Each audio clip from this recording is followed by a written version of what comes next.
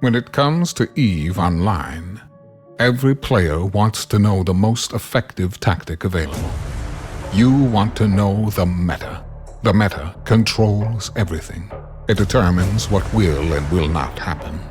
Knowing the meta will alter your views, make you question your reality.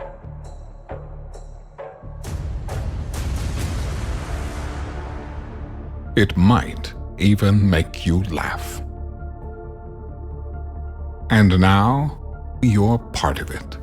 You're watching The Meta Show.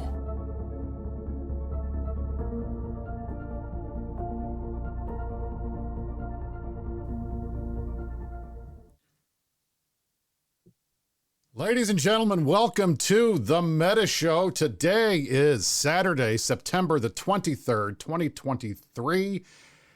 Happy first day of fall if you're in the United States. Some places it was yesterday, but today is the first day of fall here in the United States. Autumn if you are pretentious.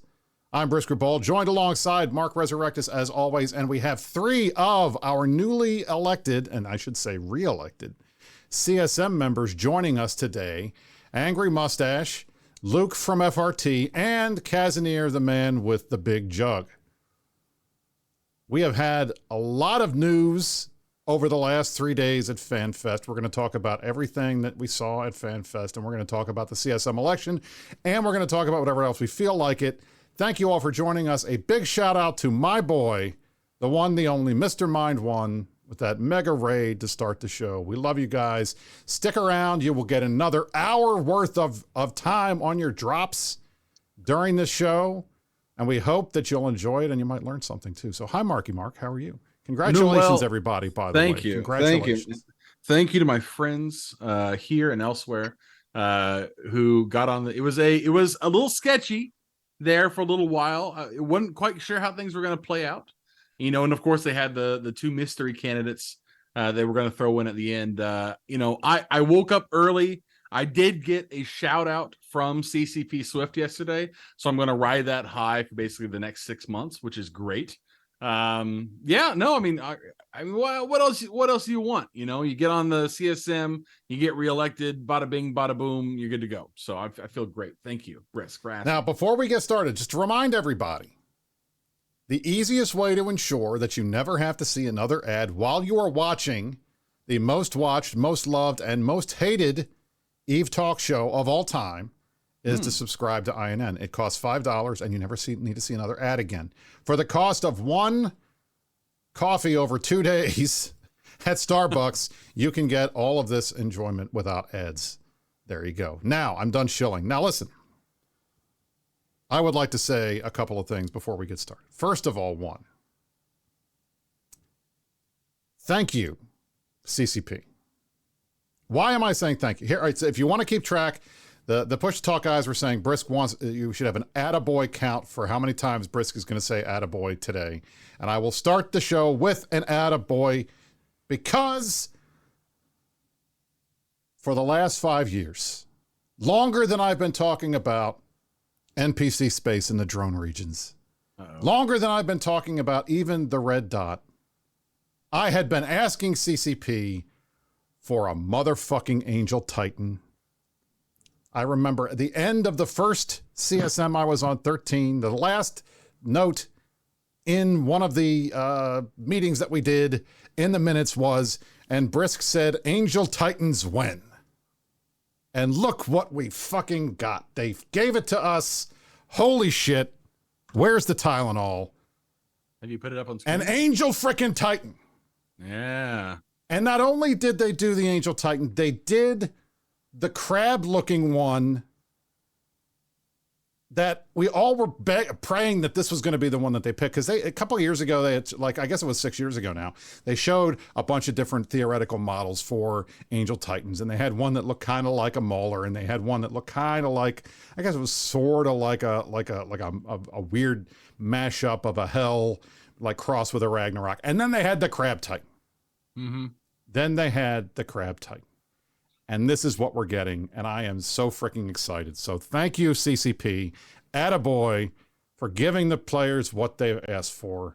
We finally got Angel Titans. I can retire from the CSM on a high note. I will not take credit for this because I don't have to. But man, after 5 years of asking for this, I'm very pleased that we got it done. Now, the second thing I would also like to note is we are live from Al Savoinen on the Zarzak Gate in Al Savoinen.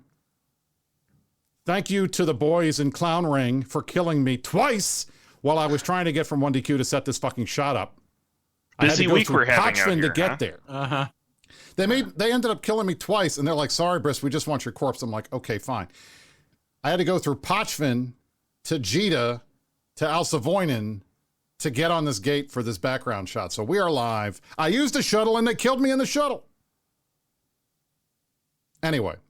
It do be like that at times. It does. It happens. Mm-hmm. This is the game of EVE Online. So, we deal with it. But anyway, thank you guys for reminding me that nowhere is safe, even if you're in a shuttle. Especially and we're going to talk about all the stuff that happened this weekend. Now, what do you guys want to talk about? You want to talk about FanFest? You want to talk about CSM? I'm guessing you guys want to talk about CSM, right?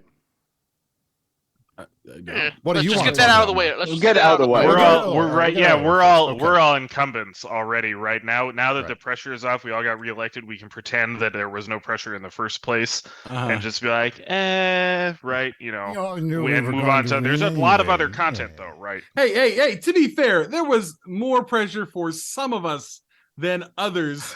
Well, I don't know what you could possibly be talking about. Mark's the only one on the stream who wasn't in a safe seat. I know that angers some of you people, but facts don't give a shit about your feelings. Put the things. I worked really hard. We'll pull it up. I want to start with saying something first. Okay. Angry and I were talking before. Now, Angry, this is not on the screen. I just want to talk about turnout numbers. So we saw the turnout. The turnout was nearly 48,000 players voted in this CSM election. That is the third largest, I believe, in the history of the CSM. 18 CSM elections. This is the third largest this year, despite the fact that we have the lowest average peak concurrent user count of any of the previous CSMs, including the one we just did. Angry, where did all of these votes come from that suddenly sprouted? Because we had almost 17,000 votes more this election than we did last time. Right. So there's a couple of factors that lead into this. The first one is that the last election is in June. EVE historically has the lowest player base in June, and in the fall, more people come back. So when you set the lowest PCU, that's not necessarily correct, because in September now we have higher DAU. Well, I was saying average over a year. Right, like over a year, I look at it from the year. So but the 2022-23 year was 27,000. We're at like 24 right now. Right, but in terms of time of year, September is always more that's active. definitely true. So there's just more people around this time. So that's one that raises everyone. The second one, and probably the single most significant source, is that Horde managed to really get out the vote this year. They ran a really effective campaign. So for reference, last year Horde had 2,500 people turn out. This year they had 6,500 people turn out. So that there is 4,000 additional turnout just from that. And while there may be some debates on whether whether a populist style campaign in EVE is useful in getting results out of the CSM, it is very useful for actually getting people on it. And we'll talk about that later. So the other thing is that two major people who weren't running last year ran this year, and that is Oz and Mike. Both of them have their own dedicated fan bases. Each one of them polled about 3,000 votes, which I would say added about 5,000 to 7,000 from that source. It's a huge chunk of the increase. Yeah, absolutely. Right. Wow. And then besides that, there is there's a moderate size increase from Init, which comes from the fact that our Alliance leader is running rather than some line member. So the Init voted about 1,000 more than they did last year, and just natural. Shines is more popular than me, obviously. Of course, and natural increase from Imperium is also around 1,000. So that accounts for a decent chunk of that 17,000 increase, and the rest you can sort of see from the number of ballots cast. So this year there were 18,000 unique ballots. Last year there was 10,000 unique ballots, and most of those ballots come from what is called the long tail. So it's like ballots like where only one person voted that way or two people voted that way, and those are like independent, small-time voters deciding that this year was worth voting for. And one more. Arhant, which is someone that very few of us knew because he is more active in the Russian community, decided to run this year, and I think was the only. And last year we didn't even have a Russian candidate, so the Russian community turned out more this year because there's one of them to vote for.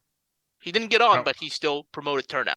How many votes are we talking? Like a couple thousand? Like Arhant ended with about like 1,500 first round or second round votes. So like those would be considered his core constituency that might not have voted otherwise. Right. Yep. So I would like to say, now backing it up a second. So as you know, as Angry just noted, the biggest driver of additional votes in this election of the 17,000, the bulk of them, or at least the largest single chunk, came from a major increase in Pandemic Horde turnout. In the past, Pandemic Horde has not managed to do a ton of good turnout. They'd had pretty good turnout when Gobbins was running. But last year they saw a big drop off when Gobbins was term limited and Storm Delay took over. This time they had Alcoholic Satan and Storm Delay both on the ballot. Now I would like to say, first of all, my apologies to Storm for doubting him. On the show, I guess 2 weeks ago, I was very critical of the decision to put Alcoholic Satan at the top of the ballot. I was very concerned. I think I said I thought there was a 100% chance that Storm Delay would not get elected. And while he did get elected, it was very close for a long time, but Storm did win. And I'm happy because I like Storm. Storm's a good dude. Mrs. Brisc voted for 5 people, and she voted for Storm as one of them because she likes Storm because she met him last year at the summit. Now, that being said, I hope that Horde will accept my apologies. Now, I would like to tender them a gracious, you're welcome. Because where did those 4,000 votes come from? Obviously, they came from the fake news campaign that Gobbins and Alcoholic Satan ran, trying to claim that me and Angry and Kaz, amongst others, were desperately engaging CCP in a race to nerf the drone regions by adding NPC nullsec. And I'm 100% positive that if it hadn't been this chimeric threat to their crablands, that their numbers would not nearly have been as high. So using me as a boogeyman, that worked. You're welcome. Hey, boogeyman's work. It took them some time to adopt or adapt to the type of tactics we've deployed for, long years. I can't help but congratulate them. But I have a clarifying question, if you don't mind, Mr. Rubal. You may ask whatever you like, sir. How many candidates or how many seats did PanFam occupy during CSM 17? They occupied 2. Right. And how many seats do their candidates occupy in CSM 18, if you don't mind my asking? They occupied 2. That's fascinating. So what happened there? Well, as you can see, if you look at the numbers, Pandemic Legion ran a candidate, Velenad, and NC Dot ran a candidate, Kel something. Kelmac. Neither of whom won, and they dumped all of their votes on Alcoholic Satan, which by the time we got to the 23rd round or something, we're going to look at the numbers here in a minute, that actually pushed the PanFam numbers above the Goon numbers, probably for like the only time in history. So did they end up exhausting some ballots, or where ultimately did their overflow end up going to after those 2 episodes? It all went to Alcoholic Satan. Yeah. All right. Pull those numbers. Right. So here we go. Mark put this together. I mean, I'm going to show you this to start it up. No. What? I want to be very clear about this. Angry Mustache put this together. I thought you put it together. All right, no. Made the slides. I just made the slides. Using Angry's data.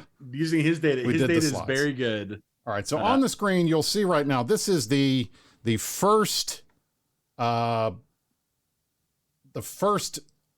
Initial like here's, voting. I'm pulling up my Epic Thank pen you, so everyone. I can draw on the screen. Right. Yeah. This is the first round of voting, showing you guys the raw numbers for everybody that was running. So as you can see here, obviously Kaz number 1, Satan number 2, Man, it's weird saying that over and over again. Luke came in number 3, and then Shines was number 4. This is about what it was last time.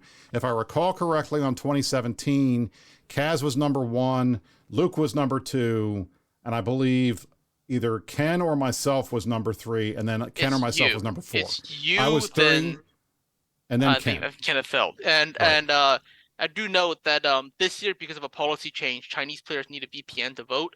Last year they could just log in and vote, and that really did a number on the FR2 turnout, which was about 1,000 lower than last year. So it sucks because it has nothing to do with them. It's CCP depriving their own players of the right to participate in democracy. Insert joke here about China, but it's not the players' fault, but because of that, their ability to be heard from CCP was reduced.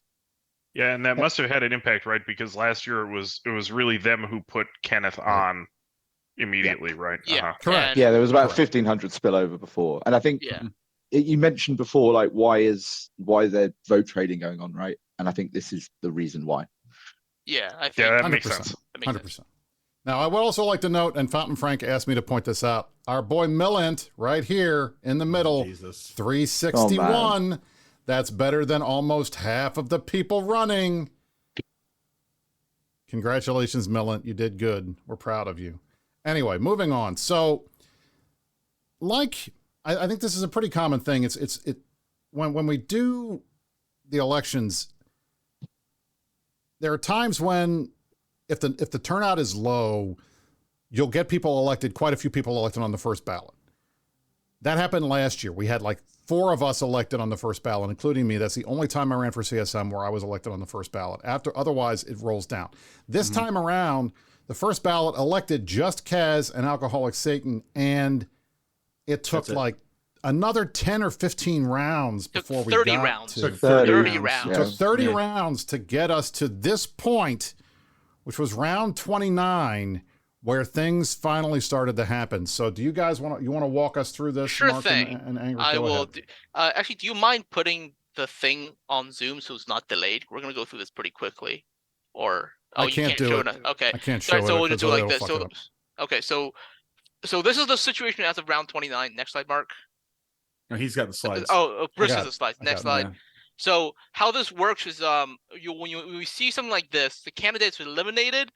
Then we'll show where the bulk of their votes went to in green and how many votes were exhausted in red. So you'll see this one, for example, was that Velanad was eliminated. 63 of his votes went to waste, and 502 went to Luke. What this did is this pushed Luke above the 4,100 boundary that you need to get elected. So next one. Well, before you go on, one more thing I want to add to, and what people are going to ask is, you're going to see all the numbers go up on every slide. And the reason for that is every time somebody is eliminated, almost everybody gets additional votes from kick down votes. But there was no sense. I mean, the numbers in green are the most significant changes in votes.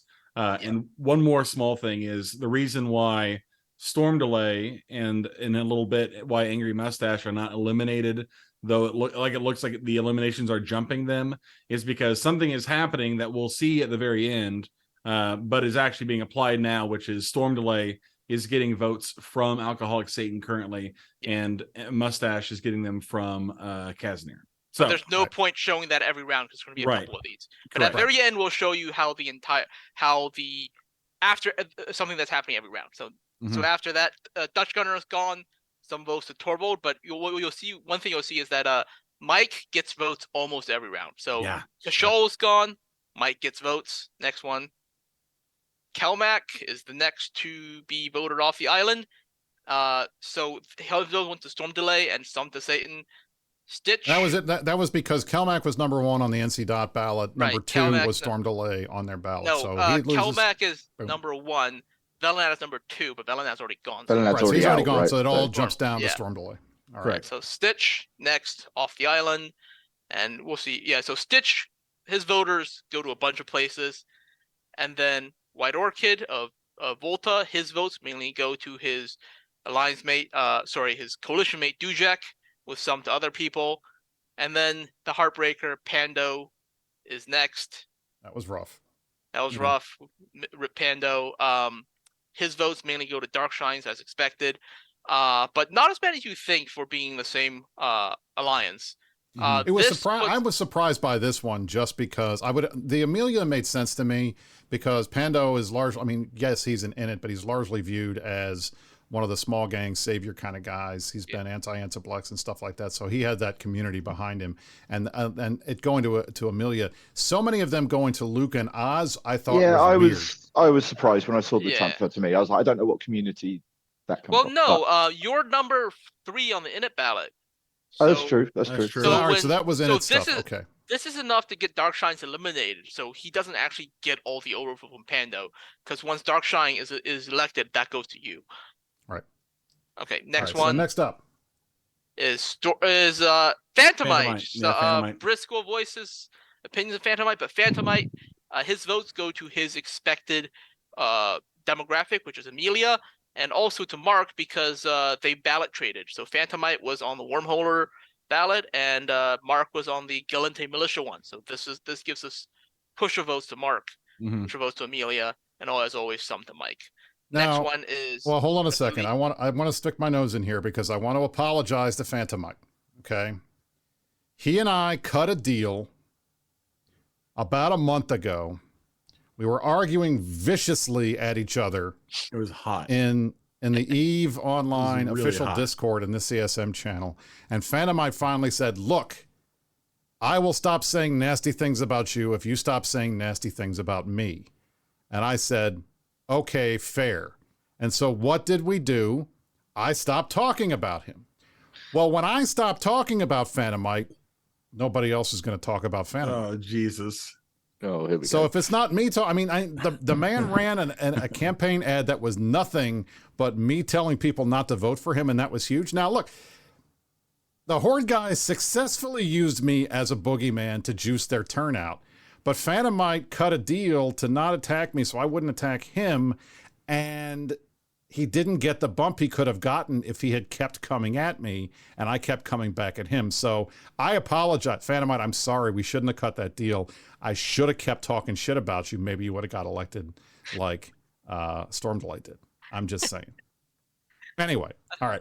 Next also note how many votes were exhausted when Phantomite got eliminated. That's a huge one. I mean, 409 people only voted for Phantomite at this point. It's not necessarily just voted for Phantomite. Yeah, it's they voted for Phantomite. Everyone was already off the island. Somebody who was off the island already. Yeah.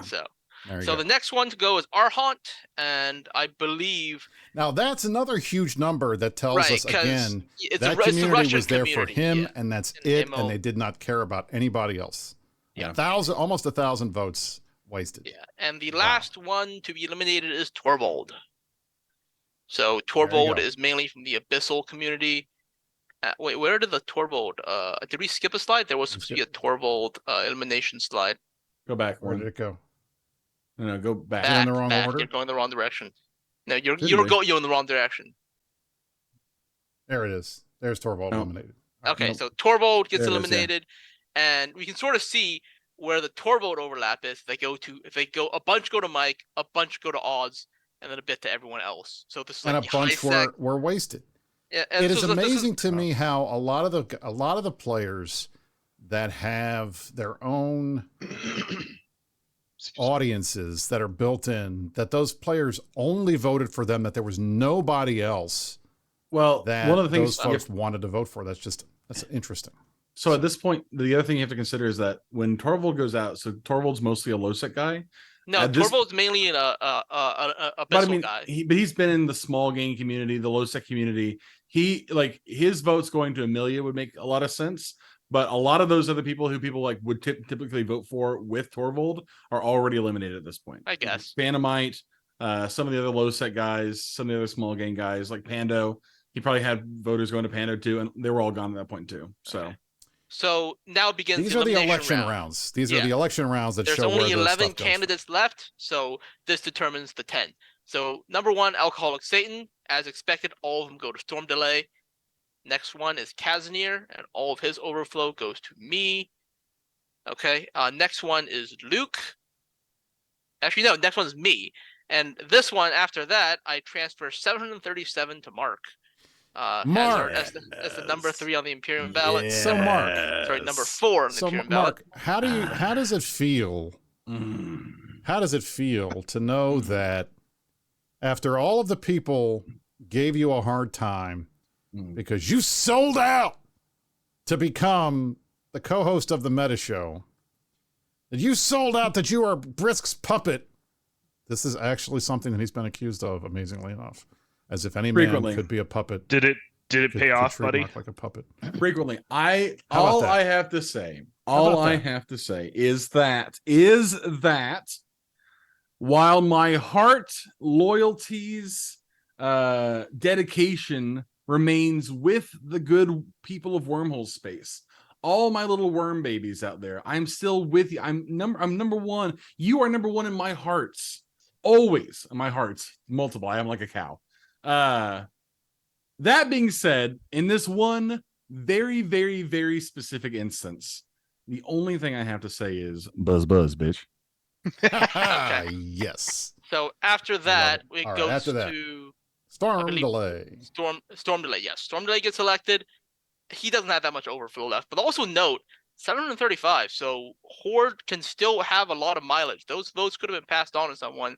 But and really changed. Yeah, they here's the thing. Who would have been next though? Because it would have been Velenad, right? Yeah. No, but here's the thing. I feel like the reason why you had so many Storm Delay votes there that got wasted was if you look lower on the NC dot and PL ballots where he was high enough to catch votes when Velenad and Kelmac went out, they didn't have anybody else.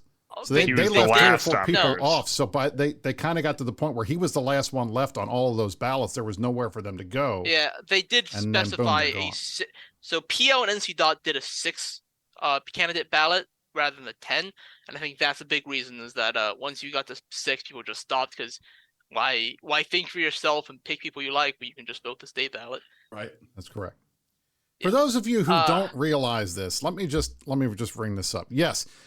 Angry has not been on camera for a long time. He has not wanted to be on camera. He has been on camera in the past. So I have a funny picture of him staring at the camera with a fake mustache. That is not actually Angry live. That is Angry in a picture. That's why he is staring into your souls. He is not. He is live talking to us, but not on camera. This took a number of months to put together for Twitch chat. People have not figured it out yet, and they always ask, so I thought I would just explain it to them. He's taken a holy vow of immobility until his Lord Asher's enemies are destroyed. All right. Okay, so after this is Luke, I believe. Yes, Luke. FRT and did have a ballot trade agreement with B2, so that's why his votes are going to Dujek. But again, you notice a very high waste there. Is that that's probably the also some of the NCPL ballots that were going to Luke because he's like number 4 on theirs, and because they only did 6, they ran out by that point. Afterwards is the duo is Shines. Shines is next, I think. No, it was Mike. No, it's Mike. Oh, it's Mike. Okay, so yeah, Shines is the last one. Yeah, but Mike has basically nothing left over after his election. Then Odds. Yeah, and Odds has basically nothing left over either. Odds has like 99, I think. Yeah.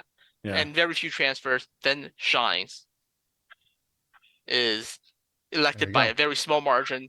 And that was not enough to boost Dujek over Amelia. Dujek is eliminated, and the 2 survivors. And so the 2 survivors left were Mark and Amelia. And so the whole thing there was Mark and Amelia got on. They didn't hit the quota, but they stayed alive long enough to be the last man standing when we got to the end of all the rounds, which is traditionally how that works out. Now, this is it's the same thing that Jinx and I did last year. Right. And it doesn't matter in the long run. It doesn't matter where you hit the quota or not. The bottom line is, the last guy to get elected in the election is still a winner. Yeah. So the fact that this worked out and Mark did what he needed to do to get in there and Amelia did what he needed to do to get in there. That's what you got to do. Okay. Yeah.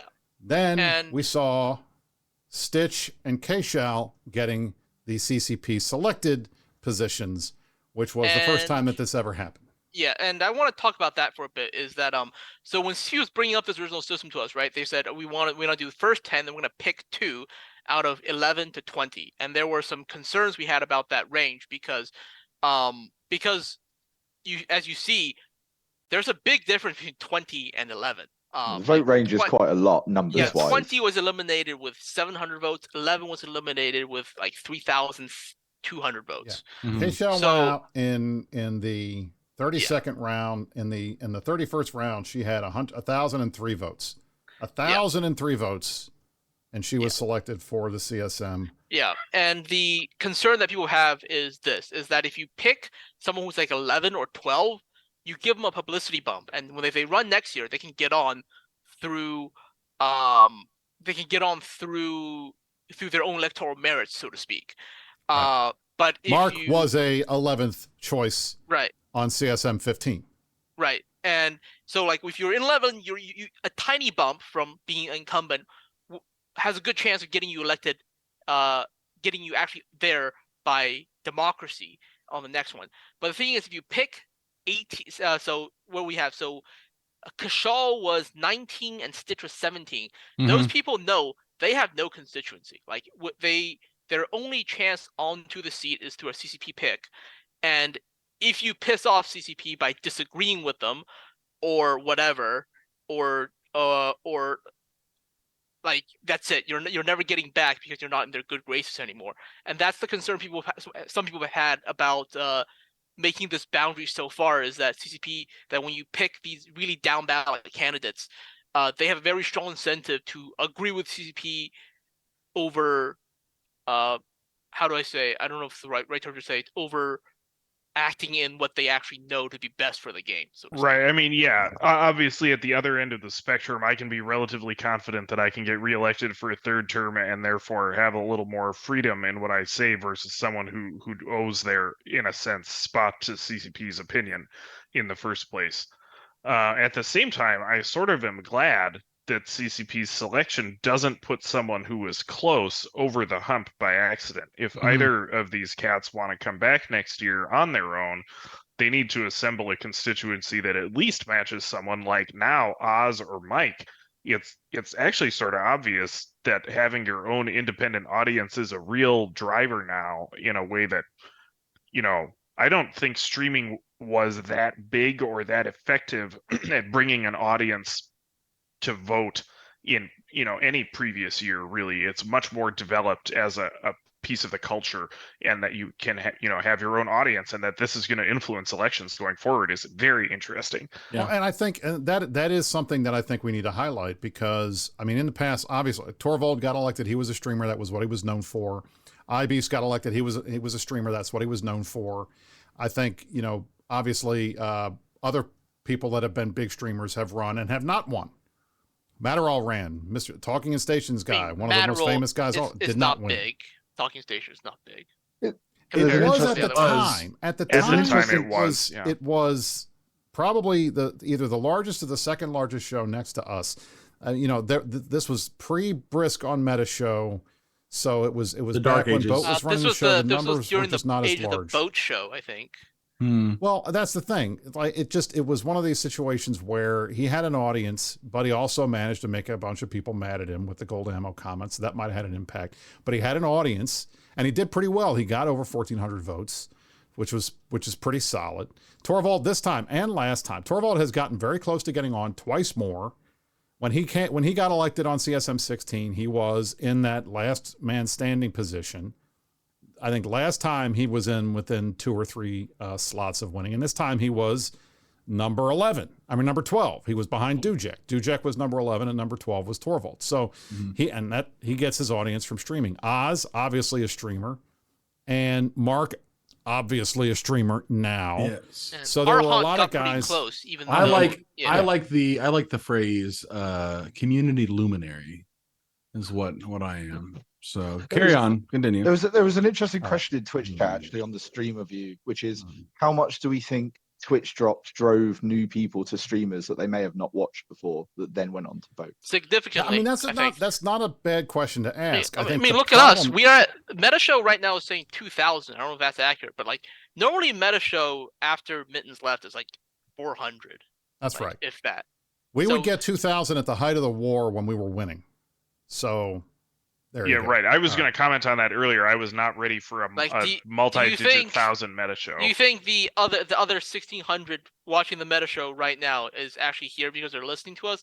No, or is they're it because because they have us muted on something else and they're just waiting for the drops? I mean, let me be bluntly honest. I'm 82% of my progress towards that Varger skin. That's why I'm watching the show. Can I say, I need to soapbox for a second. I detest the Twitch drop business of having to go to your inventory and claim the first drop. I don't think I've completed a single campaign because I'm listening to the show. I'm not watching my stupid icon. Dude. I know, but I just have forgotten so many times, and then so I didn't even remember the box existed today until that near the end of the damn CCP stream and got one, and now I'm at 8 minutes from the second of the drops. Just give me all the drops I watched for 5 hours, for Pete's sake. That is correct. Thank you. All right. I know that you guys are tired of the CSM. That's fair. I'm tired of it too. That's why I'm retiring. My last CSM, hopefully my last meetings will be in the next couple of weeks. It has been a fun trip. I would like to thank all of you for giving me the opportunity to serve. I am very much looking forward to my retirement. That is the extent of the farewell speech that you're getting from me. Deal with it. Now, moving on. Fanfest 2023, the 20th anniversary Fanfest. We saw a ton of new stuff from CCP, and I have to say, having been at last year's Fanfest and having stood in the back of the room and watched the crowd grow surlier and surlier and watching the Twitch comments get angrier and angrier as every single thing that was discussed was, we're working on this, we're working on this, we're working on this, we're working on this. When is it going to ship? Well, maybe in the fall, we don't know yet. And then moving to a September Fanfest where they open the keynote speech with the gates from into Zarzak opening live on camera, people rushing in to see what's in there, and then seeing live shots of all kinds of stuff happening in the game, new ships, a brand new expansion with a name, with a trailer, all of it. They finally figured out how to do Fanfest. I can't believe it. We got a good Fanfest. And I know some people are mad because they didn't see stuff that they wanted to see or anything like that. But I'll tell you this right now. If you compare last year's Fanfest with this Fanfest, it's not even close. There was so much better stuff that is ready to ship, stuff that's going to be in the game that we got to see this time around. That last year was just stuff that they were talking about, thinking about, maybe doing. I don't see how anybody can walk away from this Fanfest and really think, wow, this game is dying, which I think was something that you could see palpably in fear from people last time around. Am I the only one that thinks this? Well, now I'm curious too, because you guys mentioned this earlier as well. Are the player count numbers lower this year than they were last year? Because actually, no, I don't think they're they higher. are. I think they're quite a bit higher. They're certainly higher for, you know, the summer doldrums, the seasonal adjustment business that I was sort of referring to was less impactful this year, I think, than several previous years. Yeah. Not just last year, but the year before during the war, there was a huge drop off during the summer that elicited a ton of comment. Usually it's pretty deep. And this year it was not like that, it seemed to me. Let's just say I'm happy I've never seen USTZ drop below 10,000 this year so far. Yeah. I was going to say, do you think part of that is because Viridian came out in June? So they had a, let's not call it a life preserver, but they had somebody out there with the air pump giving a little bit of the old 1-2. Well, yeah, I think that's less coming out and more that they also gave out a week of Plex. That's been a fantastic policy for CCP. I think that's one they'll run whenever they do an expansion. Just because it gives people to come back the ability to come back for free and try new things, and I want to end with okay, he's busy, but as we said before, you're on a stream with 4 Americans, Lou. If you want to talk, you got like no. I'm actually looking at the EVE Offline stats to see what it was compared to 1 year ago, and the average appears to be about 3,000 more. Yeah, it's about 3,000 more. I was thinking it was about 24 or so PCU average last year, and it's up to 27 or so now. And even if that 3,000 more is only like actually, I don't know, 1,200, 1,300 real people in their alts, that's like, still good. That's a good trend, right? Yeah, like, a trend goes up. Right? That's a good thing. So they announced at Fanfest the next expansion will be out on November 14th. It's called Havoc. It's going to include a lot of the Zarzak stuff. It's going to include a bunch of other changes, including new ships. We saw 2 new ships. We saw the Alligator. We saw another one who I can't pronounce. We saw the Crab Titan. Azariel. The Azariel. Which, by the way... What a good fucking name, dude. It's a great name. Fucking nailed it. But man, they had to go Galente Minmatar for this frickin' Titan skill to be able to use this Titan. I have Amar Titan 5, Minmatar Titan 5, and Caldari Titan 5 trained on Brisc. I don't have anything for Galente because who the fuck wants an Erebus? But you don't need anything Galente, right? It's projectile turret. You just need the ship class, and you'll be all right. You've got the Minmatar guns ready to go. I just spent 7 billion ISK on a fucking skill book, so I'll be able to get this damn Crab Titan when it comes out. So, oh my money, no! I know it's so expensive. My 500 billion Crab Titan. Just anyway, listen. The bottom line is. This expansion is coming out. It's going to be out in a month, slightly more than a month. And it's got a lot of stuff in it that I think players have been asking for. So that makes me happy. Not only did they show during this Fanfest, and this was obviously semi-unpopular because there is a host of people who watch this stream, who watch the CCP stream, who play this game, who could give 2 shits about anything but EVE Online. But we saw a new mobile game that will be out. That one's going to suck. I don't care about mobile games. It's a reskin of a game that already exists by NetEase. That game sucks. This game's probably going to suck. And if you like those kinds of games, hey, whatever. And if it makes them a little bit of money that they can put into EVE, I'm fine with it. Great. They got the tabletop board game that they're doing with Titan Forge. Titan Forge is a great company. They have done. I have bought a ton of stuff from Titan Forge over the years, whether it is D&D related stuff or whether it's 40K stuff. They got a ton of stuff that they make that, like, you can make characters that look like stuff, even though it's not technically supposed to be 40K. You can still get stuff that's kind of like that. It's cool. I love that company. They're working on this game. It's really good. Then, in what I thought was the biggest of the announcements that I was very pleased with, and I know a lot of people were mad about it, but I don't give a shit. Oh my God, the FPS looks okay. Yeah, it looks good. For pre-alpha, it looks amazing. Yeah. Like, we had played, and I'm not breaking NDA or anything. Obviously, they had out pre-alpha testers or anything like that. And I think everybody on the stream here had played the FPS last year. And it was not as good looking as this is now, let me tell you.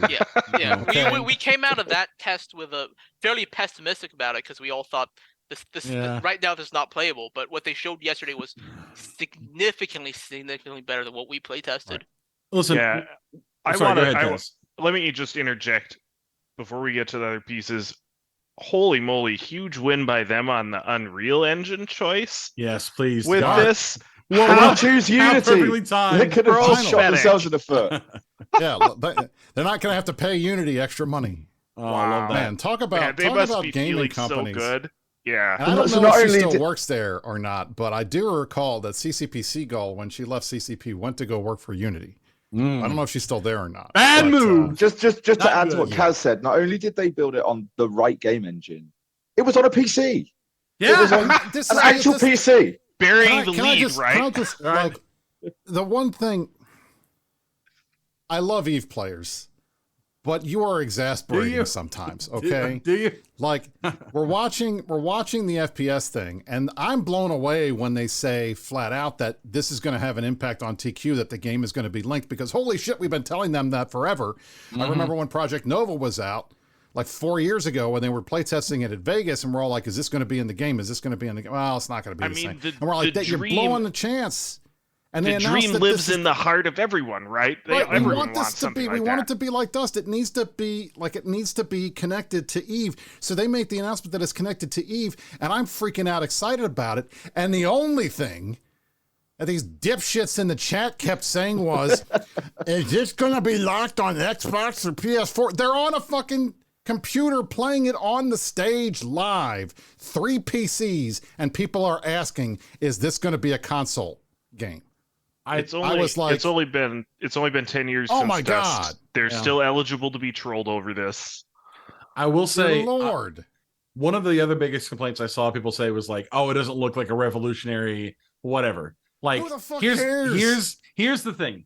At the end of the day, as long as it's a decent shooter, it could be a Tarkov clone with an Eve skin over the top of it. As long as people can log in and like go to places where, like that yesterday, when they emerged in that area and there was like a crashed bowhead there, that's very cool. That alone would probably be enough to like sell people on the idea. Giving it connectivity to Eve the game, that's all it needed to be. And if they can make it a good shooter on top of that, awesome, fantastic. And like McLeod, I know why they're saying that. I know the whole sordid history of Dust, but it's like, guys, they're not going to make that same mistake twice. And they showed you the computers that the guys were sitting down to play it on. It's not a console game. Yeah. And also, thank God it's not a fucking hero shooter, because those are overdone as fuck. And if you are part of another gaming community, specifically Total War, you'll know that the creators of Total War got pulled off by their bosses to make a hero shooter at the cost of all their other fucking games. Jesus. And yeah, that... And they showed a trailer for it, and it looks like it fucking sucks. They killed their franchise to make a hero shooter that's gonna crash and burn on day one. And at least CCP just for the record, Twitch chat people, yes, I am giving CCP credit, and I am saying they are not going to make the same mistake twice. Attaboy. Okay, look at this. Listen, I have been as critical and cynical about this game and about this company as anybody else, and God knows I have reasons to be. It's not like they didn't fucking ban me for no reason or anything.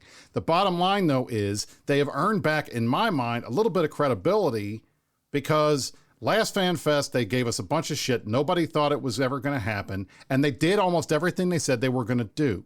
That's a good sign. Then they move on to this Fanfest. They show us all of the stuff that's already ready to go, coming in the game, a bunch of fan favorites. We've been saying forever this FPS is never going to happen. And then I see a polished-looking pre-alpha. And I know some people were like, no, this doesn't look that polished. I'm like, that looks like every other fucking FPS I have ever played. That looks like the shit my kid plays all the time. It looks pretty solid to me. Mm-hmm. You know, I mean, so let us live in hope, right? FPSs maybe, are easy. just maybe, this company is doing good things. And while, yes, we are always going to be skeptical because we've been burned so many times in the past, I am keeping hope alive. Yeah, it's easy to get an FPS wrong. I really hope that their combat comes out feeling good, that's a subtle thing with that game, and that can still get screwed up, but everything else is in place, right? They seem to have all of the other prerequisites, so I am hopeful. And at the end of the day, if it doesn't work out and the game sucks balls, well, we'll shit on them then.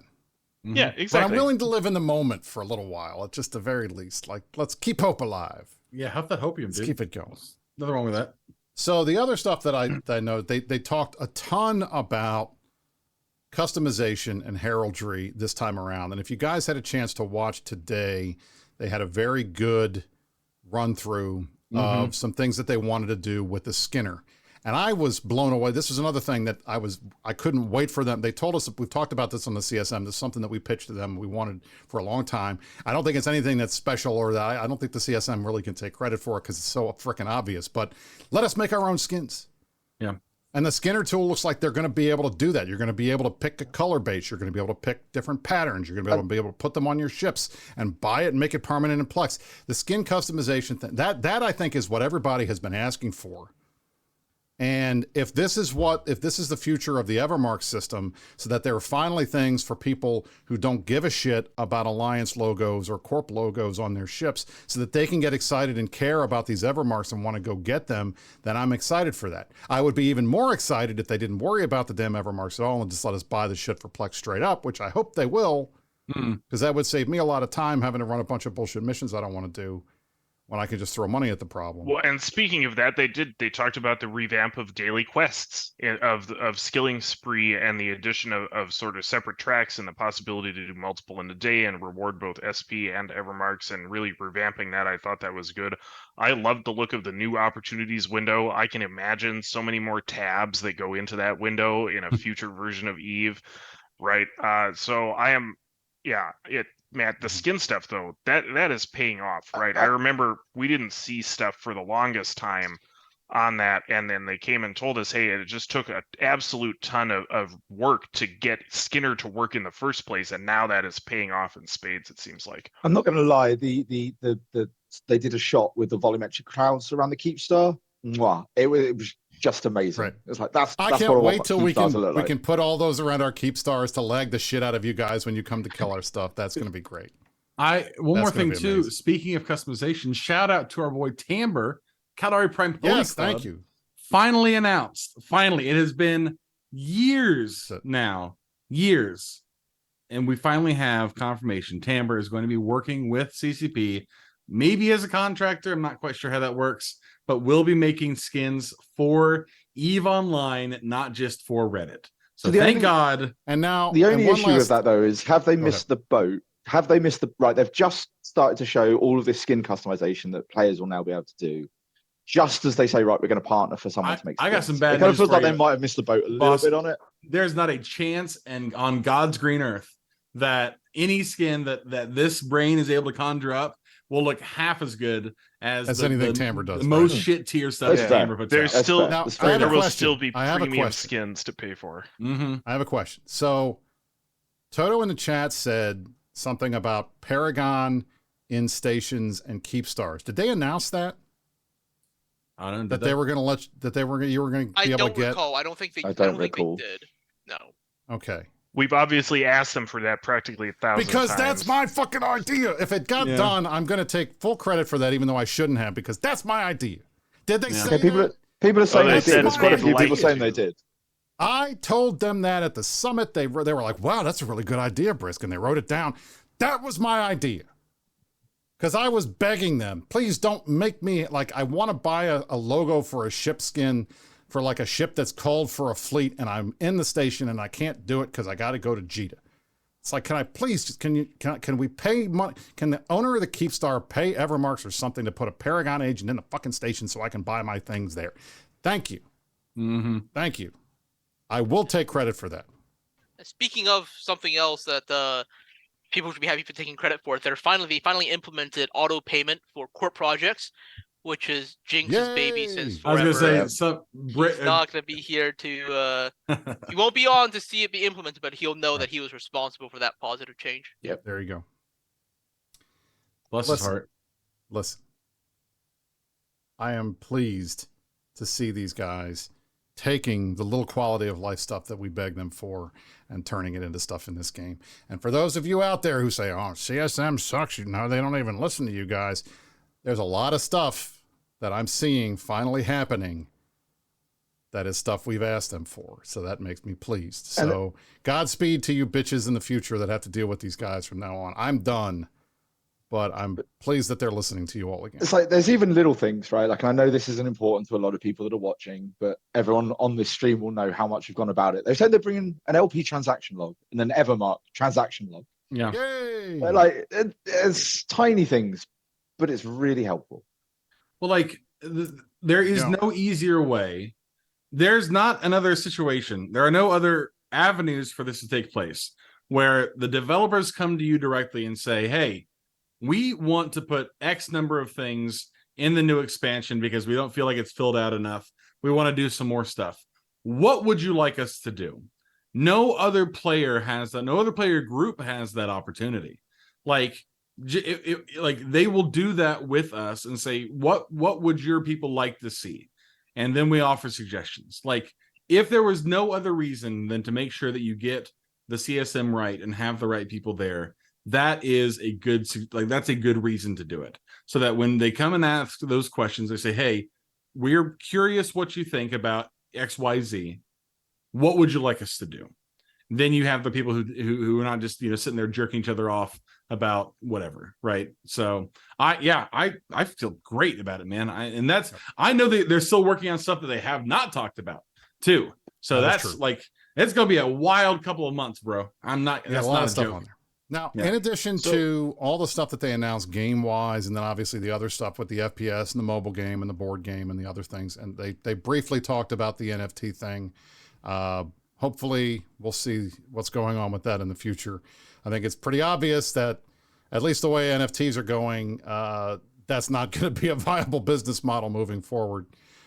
If you guys have not seen this, there was a recent study that indicated that apparently 95% of all NFTs that are in existence are worth zero. Zero. Yeah. So sure. the NFT thing, I'm glad we kind of dodged that bullet and didn't jump both feet into that craze, which is good.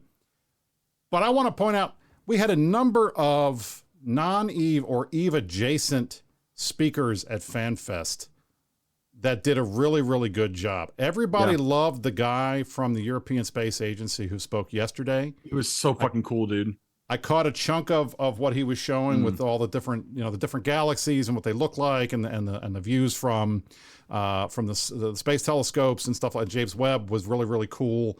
I thought that was a lot of fun.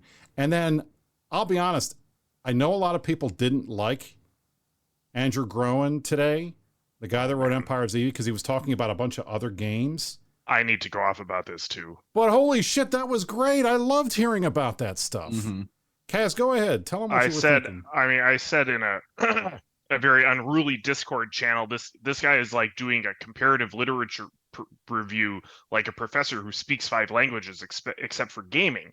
Right. And that really was what it was like for me, like listening to each of these different instances of MMO history and having him bring that together into like the social aspect of how groups come together, how they relate to one another, how the numbers play out in practice, and how this is linked to how you understand societies and put them together. That is EVE. That is the game that we're playing. EVE is the final frontier of that, so to speak. But to see it happen in all of these other places, and then to have him be, so I thought the whole thing was just pearls before swine, because I was reading Twitch chat and they were just so negative about every non-EVE item. And I'm like, you guys, this is us. This is us. Listen to all of these stories. The story of Fancy the Bard in EverQuest, who was a level on a server where the only rule was you can't be, if you're less than level 6, you can't be attacked. No other rules. You can do whatever you want otherwise. PK anything that moves, This guy running around as level 6 with one skill that makes him run faster than the mobs and trailing all these sand giants to kill everybody all over the place. That is fucking EVE. That is the type of shit we do in this game. That I was like, that's got to be an EVE player, because that's the type of crap that he could get away with here. That story made me laugh. The whole story about Asheron's Call, where they're desperately trying to protect this one last thing that was apparently going to start, that the devs had been subtly telling everybody, hey, don't do this, it's bad.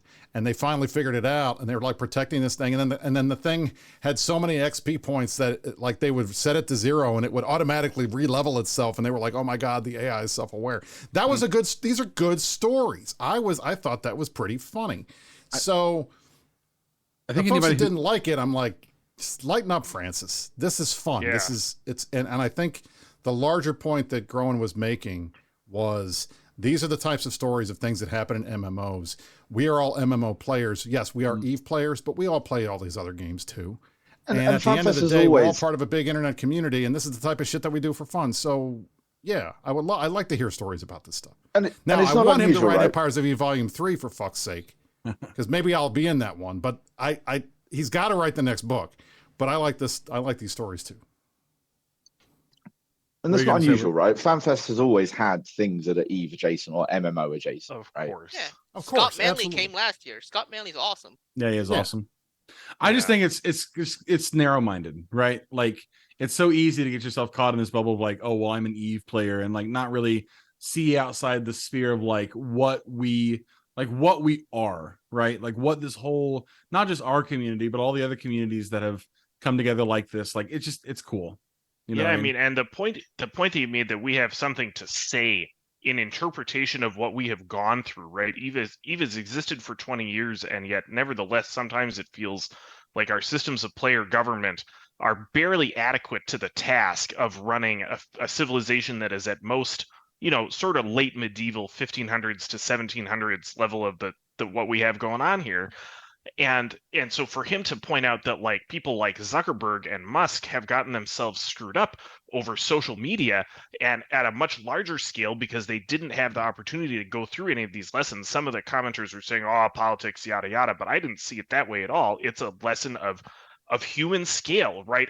And the fact that we were not prepared for these social networks, and they really have gotten in trouble in ways that, you look at the way social media breaks down, and all of these posting wars are things that EVE Online players have seen play out, sometimes with lasers attached to them, in really interesting ways. So I just thought the whole thing was fascinating, and yeah, I'll be delighted to read anything the guy writes.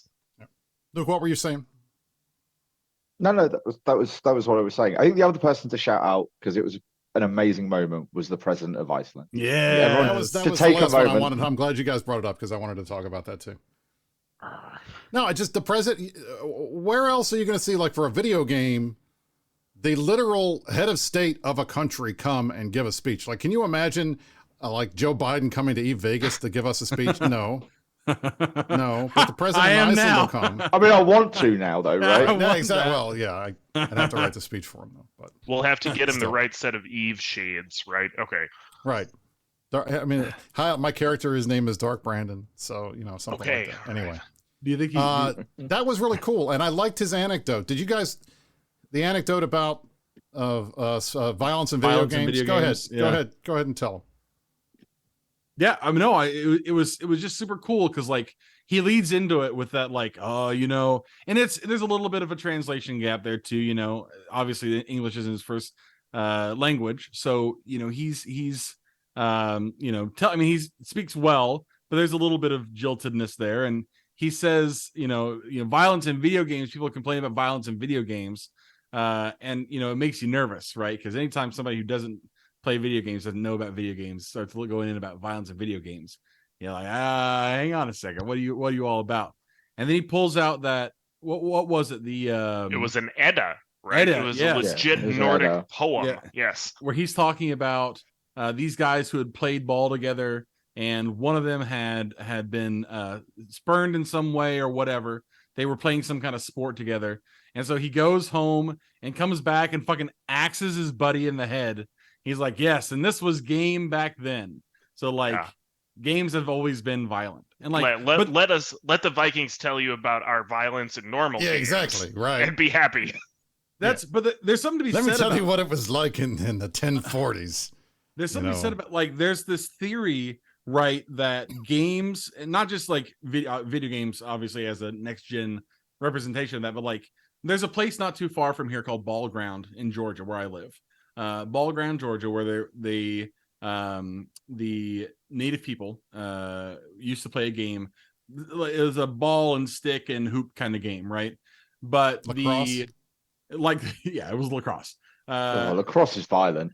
There's this idea that sporting events and games and all kinds of things that get you in a us versus them kind of mentality are ways that humankind has dealt with the fact that like when we were much more primitive than we are now, we were very warlike and we were trying to get out of it, but we still have that like that part of us still in there. So like playing games is a way to express that. So this idea that like EVE is a violent game and plenty of other games, these shooters are violent games. That's all part of a larger ecosystem of like how we as a society express this sort of like latent us versus them kind of tribalism or whatever you call it. It was super cool. And people want to be in tribes, right? And they want to point to the other tribe and go, "You're the bad guys." Mm-hmm. Well, this is the thing is this is the whole point of sports. And you know what? If having sports and having video games where we can fight with each other and kill each other in the game, so we're not doing it in real life, that's what keeps us from having wars in real life. Hey, I'm all for it. Absolutely, man. Much more fun to shoot somebody in EVE and then not have to worry about doing that in real life. And I know, at least from my perspective, playing this game, I have friends all around the world now, which is I did not have before, which is amazing. And it doesn't matter what your politics are, and it doesn't matter what your ethnicity is, and it doesn't matter what country you come from. If you play Eve, you got something that ties you to people around the world.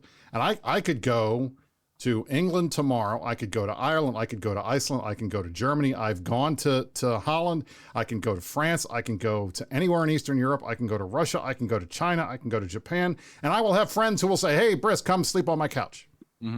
Anywhere in the world. And that's one of it's amazing. And that's all because of this game. So that's the beauty of Fanfest, right? Like, one of the things everybody talks about is that no matter what your enemies are in game, when you're at Fanfest, you're with friends. So that's cool. Very cool. It's cool. Only a couple wars have started there.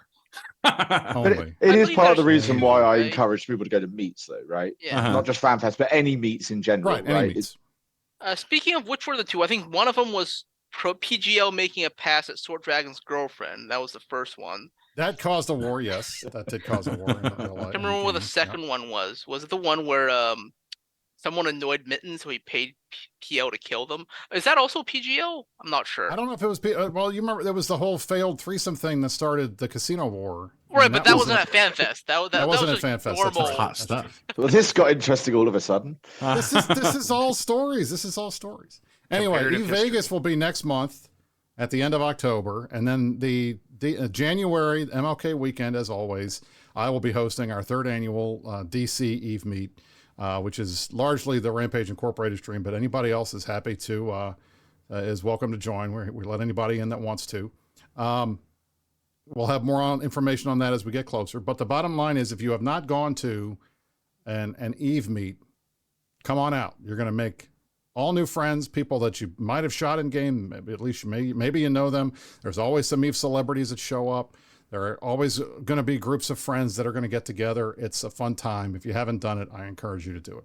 And I hope that everybody that is at Fanfest, that is watching, if they're watching now, I'm like, guys, it's 9 o'clock. You should be in the bar. The bar's still open.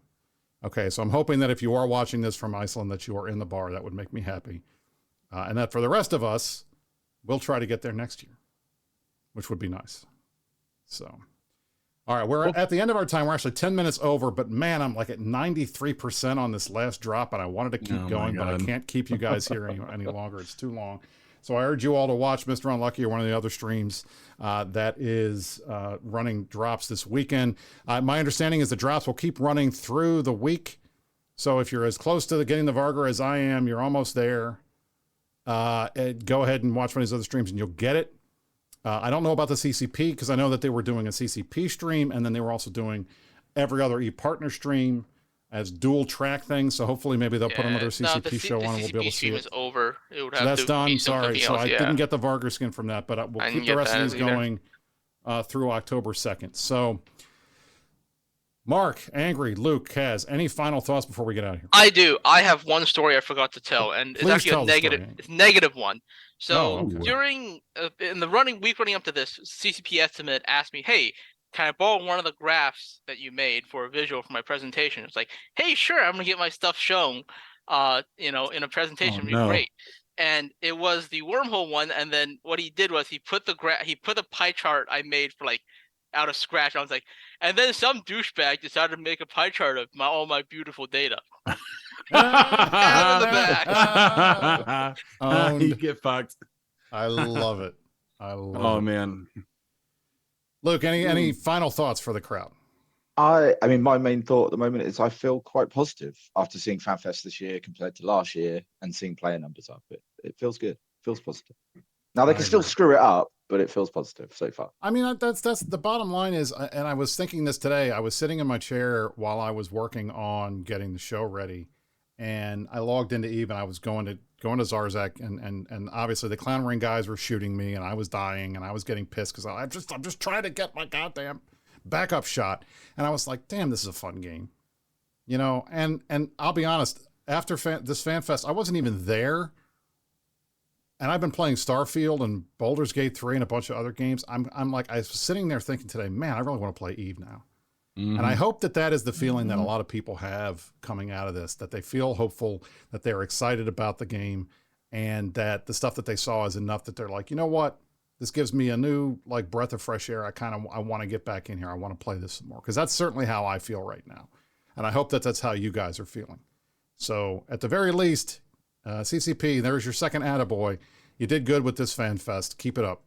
And make sure you follow through on all the stuff that we saw so that we can continue having fun in this 20-year-old internet spaceship game that has brought us all together from across the planet.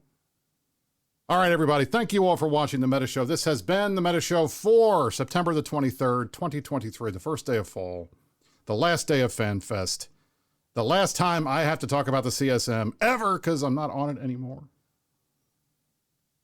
I'm not crying. I'm actually very excited. Thank you. This is great. I hope you all enjoyed the show. Thanks for watching, and you stay classy, New Eden.